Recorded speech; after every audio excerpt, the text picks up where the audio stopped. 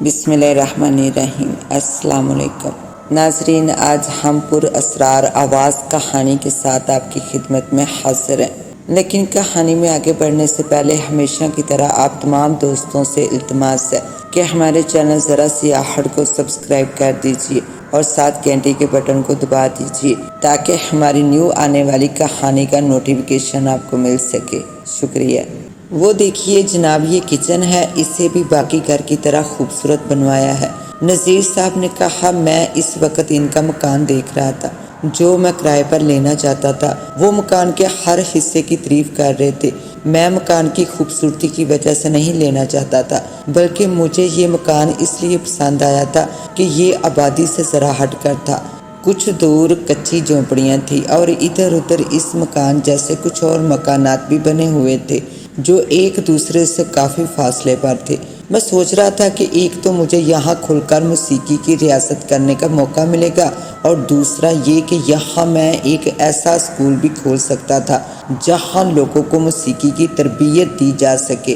میں شوقیہ فنکار ہوں، شروع سے ہی میرا دل پڑھائی لکھائی میں نہیں لگتا تھا۔ چھٹی جماعت کے بعد سے میں نے موسیقی کے ایک استاد کے پاس جانا شروع کر دیا تھا۔ وہ بھی محنت اور محبت سے مجھے موسیقی سکھاتے تھے۔ گھر والوں کی سختی کی وجہ سے میں نے جیسے تیسے میٹرک کر لیا، لیکن اس سے آگے پڑھنے کو میرا دل نہیں چاہتا تھا، اسی لیے میں نے تعلیم کو خیر آباد کہہ دیا۔ گھر والوں نے کوشش کی کہ میں کسی طرح آگے پڑھ لوں، لیکن جب انہوں نے دیکھا کہ میں آگے نہ پڑھنے کا پکا ارادہ کر چکا ہوں تو انہوں نے مجھے میرے حال پر چھوڑ دیا۔ میں اپنے استاد سے موسیقی سیکھتا رہا، پھر مستقبل بنانے کے لیے سکڑ سے کراچی آ گیا۔ یہاں کچھ دوست تھے جن کی مدد سے مجھے ایک میوزک کمپنی میں نوکری بھی مل گئی تھی، اور آج انہی کے تواسط سے نذیر صاحب مجھے اپنا مکان دکھا رہے تھے۔ میں نے ان سے کہا، ٹھیک ہے جی، مجھے آپ کا مکان پسند ہے، کل صبح میں آپ کو ایڈوانس دے دوں گا اور یہاں شفٹ ہو جاؤں گا۔ نذیر صاحب خوش ہوتے ہوئے بولے، مجھے معلوم تھا کہ آپ کو میرا مکان ضرور پسند آئے گا۔ دوسرے روز میں نذیر صاحب والے مکان میں شفٹ ہو گیا۔ سامان کو ترتیب دینے کے بعد میں نے غسل کیا اور کچن میں رات کا کھانا بنانے لگا۔ میں ساتھ ہی ساتھ ایک گانے کی دھن بجاتا جا رہا تھا۔ اچانک مجھے ہارمونیم بجنے کی آواز آئی۔ آواز میرے ہارمونیم جیسی تھی۔ میں سوچنے لگا کہ آخر کون ہارمونیم بجا رہا ہے، کیا میرے علاوہ بھی یہاں کوئی فنکار رہتا ہے؟ میں کچن سے باہر آ گیا، تب مجھے اندازہ ہوا کہ ہارمونیم بجنے کی آواز میرے کمرے سے آ رہی تھی۔ میں کچھ دیر تو حیران پریشان اپنی جگہ پر کھڑا سوچتا رہا کہ آخر میرے کمرے میں کون آ گیا ہے۔ پھر میں تیزی سے کمرے کی طرف بڑھا۔ ہارمونیم اپنی جگہ پر پڑا تھا۔ میں الجھ کر رہ گیا۔ کبھی میں سوچتا کہ کیا وہ سب میرا وہم تھا، کبھی سوچتا کہ شاید ہارمونیم کی آواز کہیں اور سے آ رہی تھی۔ میں بہت دیر تک اسی شش و پنج میں رہا، پھر جب کسی نتیجے پر نہیں پہنچ سکا تو واپس کچن میں آ گیا۔ کھانے سے فارغ ہونے کے بعد میں ہارمونیم وغیرہ لے کر چھت پر آ گیا۔ موسم خوشگوار تھا، ہوا بہت بھلی لگ رہی تھی۔ میں نے سب چیزیں دری پر رکھی اور ریاضت کرنے لگا۔ بہت خوب، بہت خوب۔ اچانک ایک آواز میرے کانوں سے ٹکرائی۔ میں فوراً خاموش ہو کر ادھر ادھر دیکھنے لگا۔ کچھ دیر تک میں حیران و پریشان رہا اور آس پاس کا جائزہ لیتا رہا، ساتھ ہی ساتھ سوچتا بھی رہا کہ آخر آواز کس کی تھی۔ پھر میں کھڑا ہو گیا اور چھت سے نیچے باہر جھانکنے لگا۔ دور دور تک کوئی نہیں تھا۔ کچھ دیر الجھے رہنے کے بعد میں واپس اپنی جگہ پر آ کر بیٹھ گیا اور ریاض کرنے لگا۔ بہت دیر تک ریاض کرنے کے بعد میں ہارمونیم وغیرہ اٹھا کر کمرے میں آ گیا اور سونے کی غرض سے لیٹ گیا۔ اچانک مجھے یوں محسوس ہوا جیسے کوئی میری چارپائی پر سے اترا ہو یا اس پر چڑھا ہو۔ میں فوراً بیٹھ گیا اور چارپائی کا جائزہ لینے لگا۔ پھر میں نے سوچا کہ میرے ذہن میں یہ خیال آیا ہوگا کہ یا تو چارپائی سے کوئی اترا ہے یا اس پر چڑھا ہے، لیکن یہ خیال غلط تھا۔ یقیناً چارپائی پر گدا میرا وزن پڑنے سے ہلا ہوگا۔ میں دوبارہ لیٹ گیا اور پھر کچھ دیر بعد سو گیا۔ صبح جب میں سو کر اٹھا تو میری نظر ہارمونیم پر پڑی۔ وہ اس جگہ پر نہیں تھا جہاں میں نے رات کو اسے رکھا تھا۔ میں سوچنے لگا کہ آخر وہ دوسری جگہ پر کیسے آ گیا۔ پھر میں نے سوچا کہ مجھے غلط فہمی ہو رہی ہے، میں نے ہارمونیم وہیں رکھا ہوگا جہاں اس وقت وہ موجود ہے۔ ناشتے سے فارغ ہو کر میں نے گھر کے دروازے پر تالا لگایا اور میوزک کمپنی پہنچنے کے لیے نکل پڑا۔ سامنے سے مجھے ایک شخص آتا دکھائی دیا۔ اس نے میرے قریب پہنچ کر چہرے پر مسکراہٹ بکھیرتے ہوئے مسافے کے لیے ہاتھ آگے بڑھایا۔ میں سوچنے لگا کہ وہ کون ہے۔ میں نے بھی اس کی طرف ہاتھ بڑھا دیا اور سوچا کہ کیا میں اس سے پہلے مل چکا ہوں۔ ہاتھ ملانے کے بعد اس نے مجھ سے پوچھا، کیا آپ نے یہ مکان لے لیا ہے؟ جی ہاں، میں کرائے پر یہاں آیا ہوں، میں نے اسے جواب دیا۔ میں یہاں قریب ہی بستی میں رہتا ہوں، ابھی آپ کو تالا لگاتے دیکھا تو اندازہ ہوا کہ آپ اس گھر میں آ گئے ہیں۔ آپ سے ایک بات کہنی ہے، پتہ نہیں آپ ایسی باتوں پر یقین رکھتے ہیں کہ نہیں، لیکن بہرحال میں آپ کو یہ بات بتا دینا اپنا فرض سمجھتا ہوں۔ اس گھر میں اسیب ہیں، آپ یہ گھر جلد چھوڑ دیں۔ اسیب ہے؟ میں نے حیرت سے کہا۔ ہاں، یہاں بہت عرصہ پہلے بھی ایک آدمی آ کر رہا تھا جسے کچھ دنوں بعد اسیب نے مار دیا تھا، اس شخص نے تفصیل سے بتایا۔ میں نے چند لمحے اس کی باتوں پر غور کیا، پھر بولا، یار آج کے دور میں اسیب وغیرہ کہاں ہوتے ہیں؟ میں نے آپ سے پہلے ہی کہا تھا، تاکہ پتہ نہیں آپ ایسی باتوں پر یقین رکھتے ہیں یا نہیں، اور اب پتہ چلا کہ آپ ایسی باتوں پر یقین نہیں رکھتے۔ میں نے اپنا فرض سمجھ کر آپ کو بتا دیا ہے، آگے آپ کی مرضی، اس شخص نے کہا اور چلا گیا۔ میں نے چند لمحے اسے جاتے دیکھا اور پھر اپنی راہ پر چل پڑا۔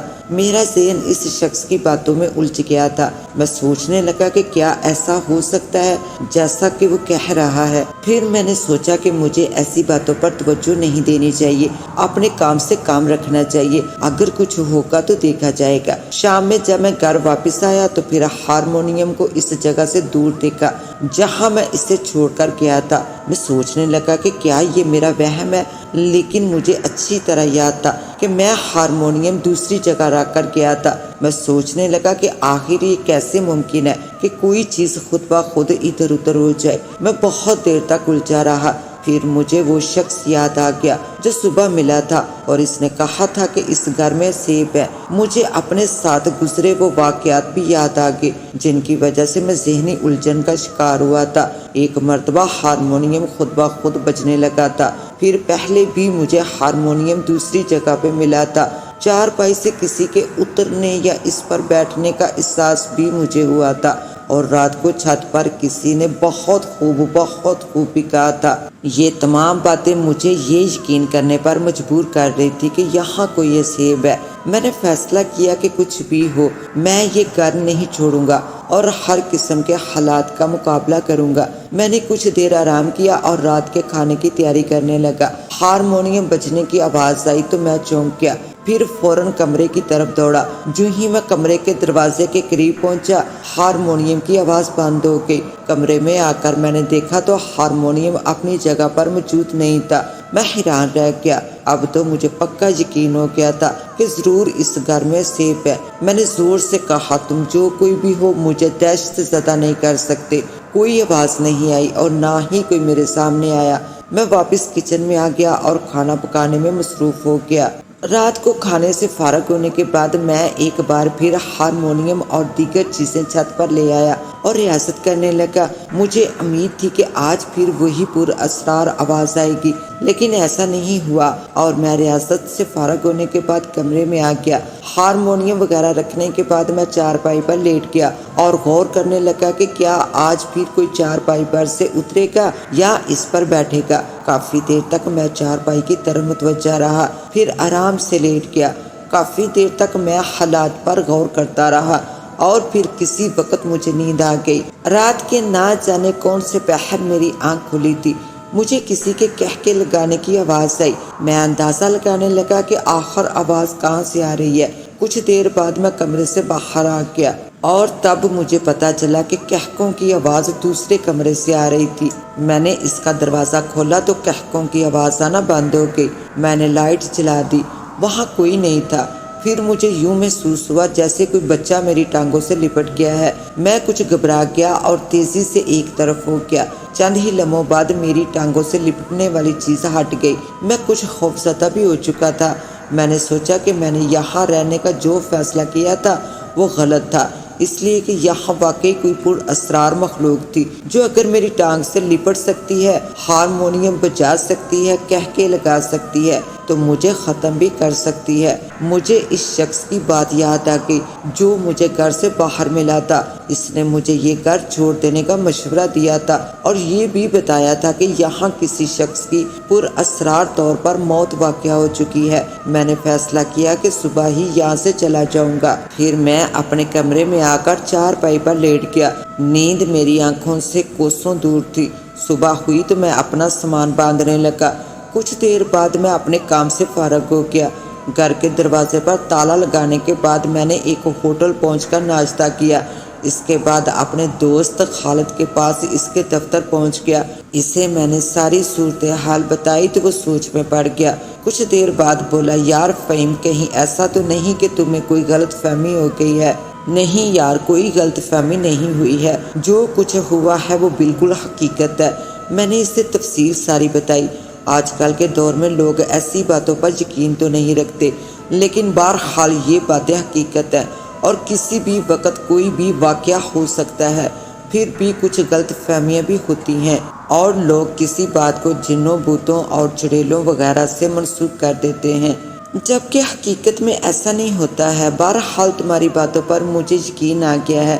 میں آج ہی تمہارے لیے کسی اور گھر کا بندوبست کروا دیتا ہوں، خالد نے کہا۔ پھر اس نے بھاگ دوڑ کر کے میرے لیے ایک اور مکان کا بندوبست کروا دیا اور میں اسی وقت اس مکان میں شفٹ ہو گیا۔ یہاں مجھے کھل کر ریاست کرنے کی سہولت نہیں مل سکتی تھی کیونکہ یہ مکان ایک محلے میں تھا۔ رات کو سوتے ہی مجھے یوں محسوس ہوا جیسے کوئی مجھے جھنجھوڑ رہا ہو۔ میں ہڑبڑا کر اٹھ بیٹھا اور ادھر ادھر دیکھنے لگا۔ تم واپس اسی مکان میں چلے جاؤ جہاں سے آئے ہو، کسی نے سرگوشی کی۔ میں گھبرا گیا اور پوچھا، کون ہو تم، کیا چاہتی ہو؟ تم کل تک اسی مکان میں چلے جاؤ ورنہ مارے جاؤ گے۔ آواز پھر سے آئی۔ اوہو، لیکن تم ہو کون؟ میں نے دوبارہ پوچھا۔ کل تک آواز آئی، پھر ہلکا سا کہکا سنائی دیا۔ لیکن تم ہو کون؟ میں نے ادھر ادھر دیکھتے ہوئے پوچھا، لیکن آواز نہیں آئی۔ میں نے کئی بار اپنا سوال دہرایا اور آواز کا انتظار کرتا رہا، لیکن آواز پھر نہیں آئی۔ میں نے اپنے ماتھے پر نمودار ہو جانے والے پسینے کے قطروں کو آستین سے صاف کیا اور سوچنے لگا کہ میں کسی مصیبت میں پھنس گیا ہوں۔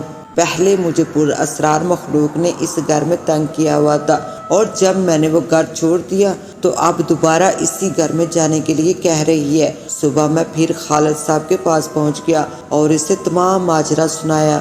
یار، ایک مولوی صاحب میرے جاننے والے ہیں اور لوگ اسی طرح کے مسائل کے لیے ان سے رجوع کرتے رہتے ہیں۔ ہمیں بھی ان سے مل کر اس بارے میں معلوم کرنا چاہیے۔ مجھے یقین ہے کہ وہ اس پر اسرار مخلوق کا کوئی نہ کوئی بندوبست کر دیں گے۔